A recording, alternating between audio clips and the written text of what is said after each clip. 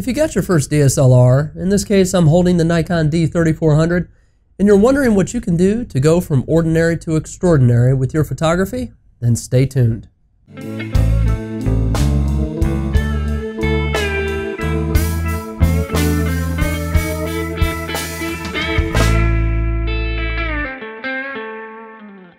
I received a lot of questions and comments from friends, family, and subscribers regarding how to take those images that go from ordinary to extraordinary. Some of the folks had looked at my videos and they saw the images that I took, and especially those at night, and I think they went out to try and capture some of those images, and they were trying to figure out how I captured them because they weren't able to match similar quality or look and feel. And I detected real quick that we needed to put together a series of videos on how to shoot those types of images. Now, there's a lot going on with the DSLR here, and as I do with my other videos, I want to just level set. So right now, it's late, it's pitch black outside, it's snowing, it's cold. Now I'm going to try to do this in one take and not overthink everything I'm saying. I want to keep it just kind of loose, like you and I are just sitting here talking. And I really, really want to help you. When people get into the world of DSLRs, they get into them because they want to explore their creativity. They want to take it to the next level. If they just want to capture a moment, they might use their smartphones, iPhones, Androids, whatever, and grab an image and then share it on social media or share it with a friend. More often than not, when people get into the DSLRs, they want something more. They want to take that image to the next level. They want to let their creativity flow and really do something with it. Now, a lot of people, when they get into DSLRs, more often than not, they stick it right in the green mode right here. So this is the fully auto mode. And if you just leave it in fully auto, you're garnering maybe 1/10 of what this camera can actually do for you. So, like I do with other videos, I've got a bunch of notes sitting right in front of me that I'm going to reference to try and keep me on point, because I do tend to veer off if I don't have some notes. I'm well aware of that, so I'm going to try to stick to them. So, again, with the DSLRs, I really want to try to help you as we go along with this series. I don't know how many videos we're going to have when it's all said and done, but the assumption as we get going is that you are new to DSLRs, or you may have had it for a little while, but you're trying to figure out what to do with it. And keep in mind that what I'm going to cover is really just my opinion. So there are a lot of opinions out there, so take them for what they're worth, and there's no one right way. I'm going to give you my thoughts, my feelings, and what I give you, I'm going to use this Nikon D3400 for our demonstration purposes, and chances are I'm going to use this camera for a majority of these types of videos, but if not, I'll just grab whatever camera I have nearby and I'll use that. Now, what I say about this camera right here will more often than not apply to most other DSLRs. So if you're coming from the Canon line, same things will apply. There are some slight differences, but the concepts are going to be very similar. So what we're going to do with this video right now is we're going to jump right into the overview. And when I'm done giving you an overview, which is just kind of a high level review of DSLRs and what you can do, what you shouldn't do, and kind of some of the talking points, I'm going to jump into the menu system on this camera, and I'm going to give you some suggestions for the first time users. So with all this said, if you have any questions along the way, post them in the comments below, and I'm going to do my best to help you out and to answer those questions. And if need be, I can always fire up another video. And again, I'm really here to help, and I really want to see your photography take off. So with that said, let's go ahead and jump right into the overview. Get out of auto mode. It's one of my first bullets. Get out of auto mode. So auto mode's right here on all the cameras. You know, a lot of entry-level cameras, including this right here, it has a little green icon on it. And so the camera tries to understand what you want to take and how you want to take it. I'm not a fan of that at all. Most photographers are not. And a lot of entry-level photographers, when they get into it, they become overwhelmed perhaps by the other features, and they just throw it in auto mode and off they go. The reality behind that is that you're only getting maybe 1/10 of what this camera can actually do for you. So my goal is to get you out of auto mode. Next up are the various scenes. So in this camera, you can see right above my finger here, there are a handful of icons, and other cameras have other scenes. The more expensive cameras, the fewer scenes that you have. The professional level cameras don't have scene modes. A scene mode is really not much better than the full auto. It just gives the camera a general direction of where to go, but the camera is still in full control of everything. And so again, I'm not a fan of the scene modes. And when you look at this, that's just over half the icons on this dial. So you could almost wipe all those icons out. You don't really need them. What I really want you to focus on is this little grouping right here, right above my finger. Don't know how well we can see that, but this grouping is the P, S, A, and M. Now keep in mind, if you're coming from the Canon world, so if you got an entry-level Canon DSLR, I believe you're going to see the P, you're going to see TV for S, and you're going to see AV for A. Then you'll have an M for manual. But the TV is really the shutter speed, and the AV is for aperture. So it's just the difference between Nikon and Canon, not a big deal. But that is where we're going to spend our time. And it's important that you understand this. More often than not, I will spend my time in aperture and shutter. Sometimes I will go into full-blown manual mode. Now we're going to create some other videos. We're going to get into the reasons, and we're going to get into exactly how to take advantage of these modes. So right now, we're just doing a flyover here. This is just an overview, but just know that's where you're going to spend your time. So I want to talk real quick about RAW versus JPEG. This is something important to understand as you get into DSLRs. Now, more often than not, when you were taking images with the smartphone, for example, or your typical point-and-shoot cameras, they were taken in JPEG. So what's the difference?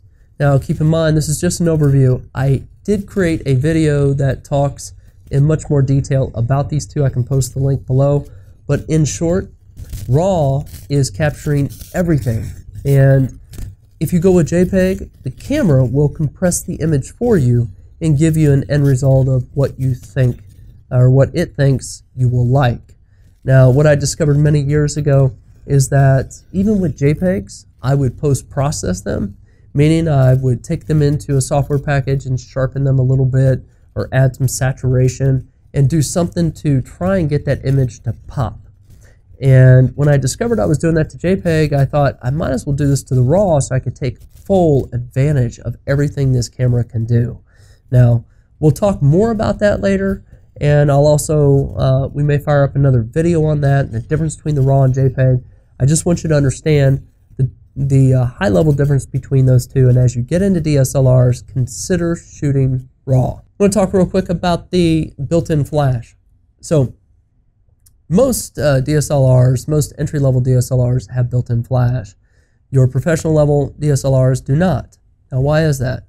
Well, it's because the built-in flash is really not that good. I mean, it will provide some light for a given subject that you're trying to take, and if you have nothing at all, then this is at least something for you.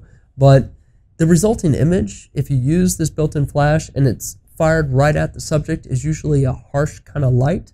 So a lot of photographers do not care to use the built-in flash. And again, we'll talk more about that later, but just want to provide my 2 cents on the built-in flash. Focus modes. Focus modes, there's two primary focus modes to entry-level DSLRs and DSLRs in general, but it's the single shot and continuous.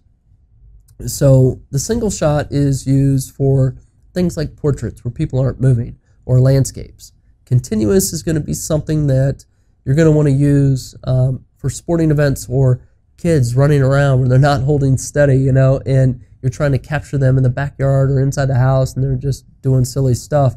So just know there are two types of focus modes. Again, we're going to get into that a little later, but I just want you to understand what that is. Okay, so back button focus. Now I'm going to put together a video on this, and this might be the next video I do because I'm pretty passionate about it. What this means with typical DSLR cameras, when you take your shutter button, which will be right up here where your index finger is, and you hold this halfway down, it will grab focus, and then you push it all the way down and it takes the shot. Now that can be very annoying at times, especially if you hold it halfway down and the subject moves and you go to take the picture and then the person's out of focus or whatever it is, slightly out of focus. And again, I'm going to set up another video on this, but what's going to happen is on this camera right here, and most DSLRs, right there, in this case, is where we're going to assign the focus. And what's going to happen is you're going to be able to use your thumb to hold that button down, grab the focus, and you will no longer need to push this the shutter button halfway down to grab focus. I think you're really, really going to like it. Again, I'm pretty passionate about it, so I just want to mention that in the overview that that is part of our direction and where we're going. Something else I want you to think about is there are 3 key components as we get into photography that you really should try to understand right out of the gate, because this is the foundation to a good photo. Now, what I want you to think about is think about a pie. Okay, think about a circle. And inside that circle or that pie, you have 3 pieces. Now, one piece is ISO. The other piece is aperture. The other piece is shutter speed. Okay, so what is ISO? ISO is the camera's sensitivity to light. Okay, aperture is basically background blur. So think about it like that. And then you have your shutter speed, which stops action. Okay, so if you think about that pie, you think about the 3 pieces in there, they all fluctuate. And they get bigger, and they get a little smaller. It all depends on what you want to get out of that image. But one thing is that there will never be a gap between those pieces. If there is a gap, you'll end up with a messed up image. So how does that gap occur?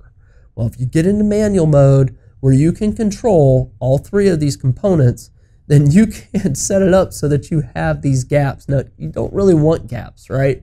So I just want you to understand those 3 key components: ISO, aperture, and shutter speed. Now, we're going to get into this in more detail as I create some additional videos and really start talking about how you can manipulate those with the dial on the top. Okay? So I want to talk about post-processing. Post-processing is key because it is what can really make your image pop. Now, the other thing is this. I've met some people where they have their SD cards, and I was helping somebody out, and I said, I'd like to see some of your images. Well, they pulled out this little box, and inside this box, there was a bunch of these SD cards. And I said, what are you doing with all these SD cards? And they said, well, my card kept filling up, so I kept buying more SD cards. And I thought, what? And the concept is get the image off. Develop a process of how you want your flow to work with your images.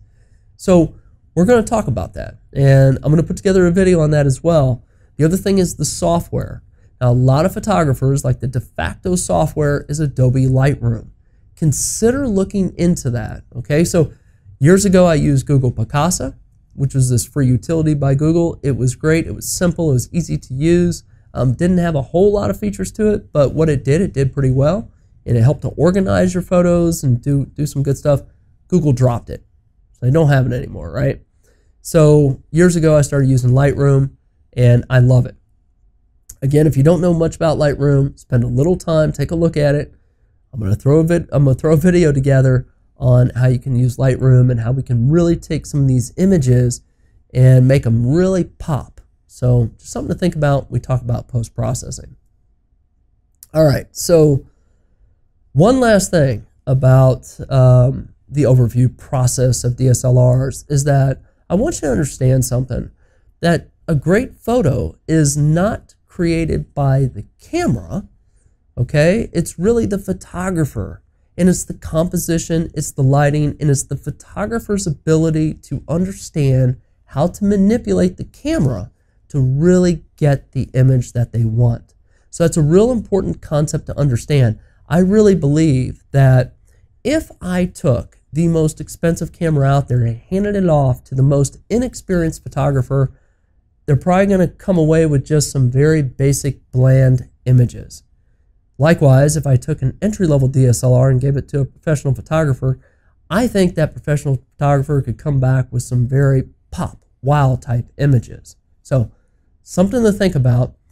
We are going to take your entry-level DSLR, we're going to get you out of green mode, and we're going to let those creative juices really start flowing for you, and hopefully get you to the point that you get your photos from ordinary to extraordinary.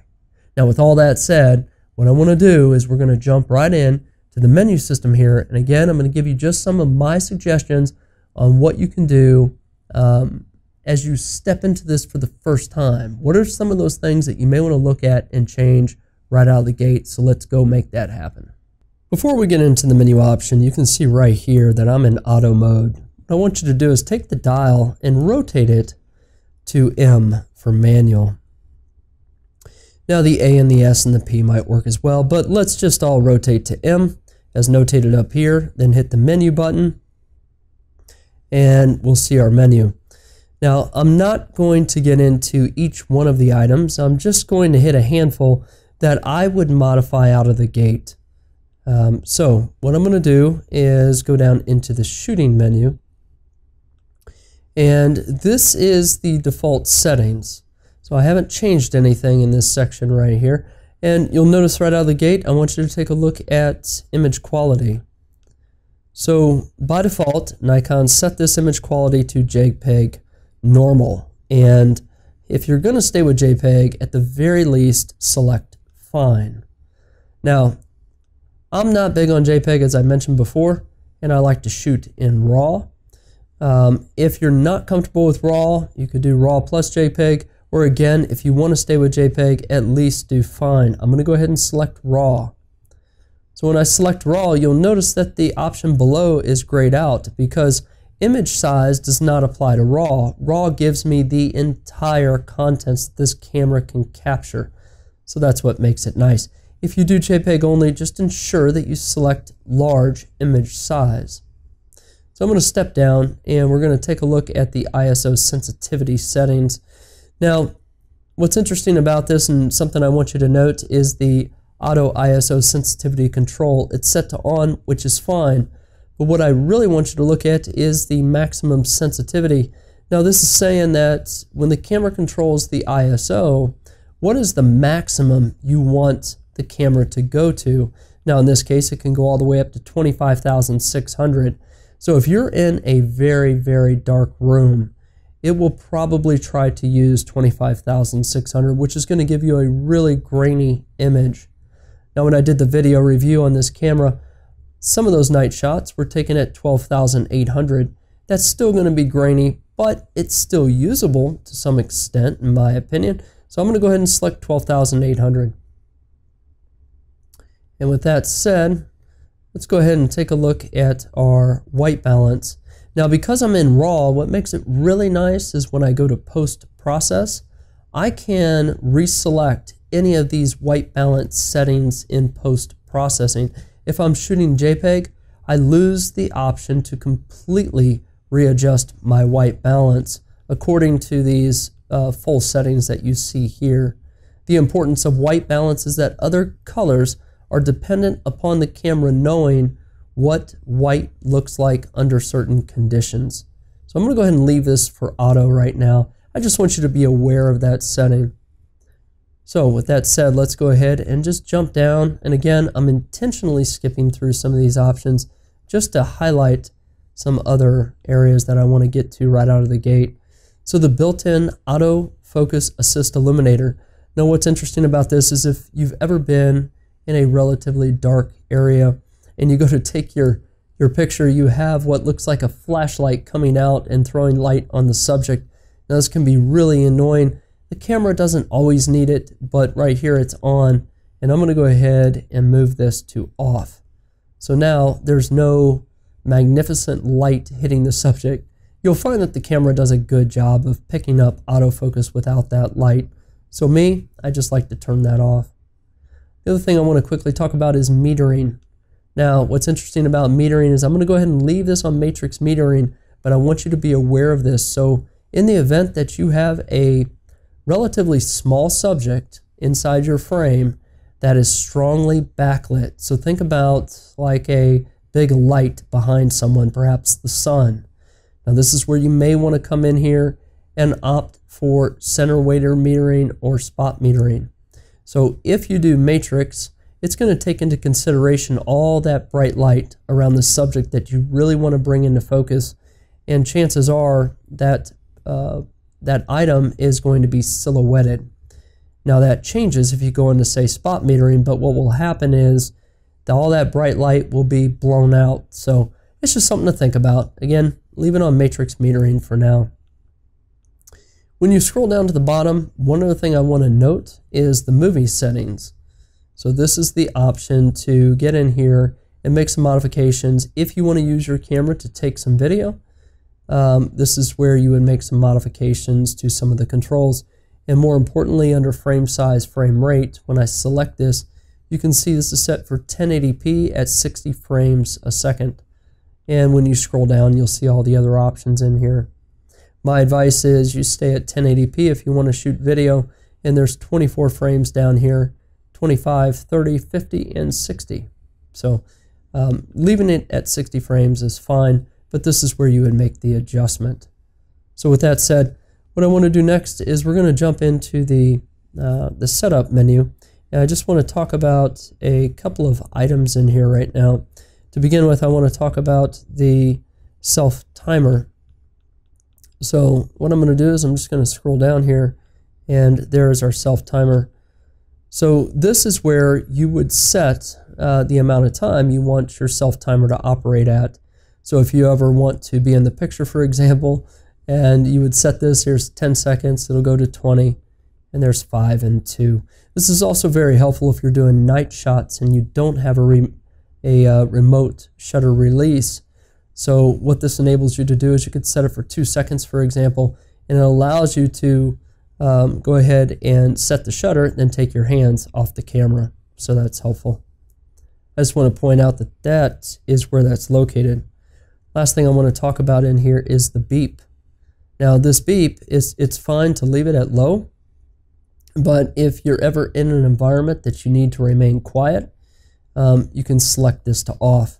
And what this will do is when you go to focus on a subject, the beep tells you that focus is locked in. You can hear it. Okay, so this is actually really handy to have, but I've also been in situations where I need to stay quiet, so you would want to come in here and select off. Go ahead and leave this to low for now. And with that said, that's about all I want to cover in the menu setup right out of the gate. A couple things I want you to note here on the back of the camera though, right here where my thumb is, this button right here. I'm going to go ahead and hit menu to close out our menu. Now when I select this button right here, this is our release mode. Now what's important about this is if you want to do a continuous burst, you're going to use this button down here, and this will bring up, this is single frame, and then you can do your continuous. So when you're in continuous, you hold your shutter down and it will activate the burst mode, which is nice. Now this is quiet shutter release, which really isn't that quiet. It just seems like it spaces out the shutter going up and down.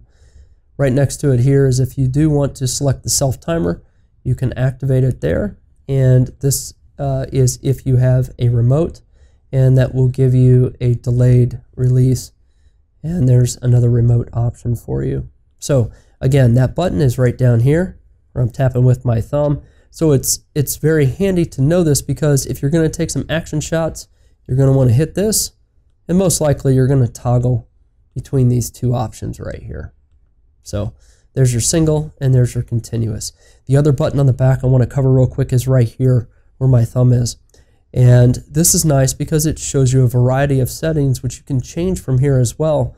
But the two I really want to focus on is right here. There's the focus mode and there's the autofocus area mode. So let's talk about the focus mode real quick.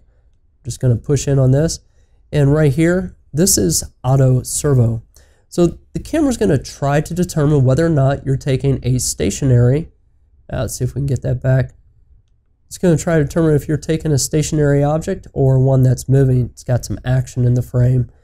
I'm not a big fan of leaving it in auto. You can do that if you like.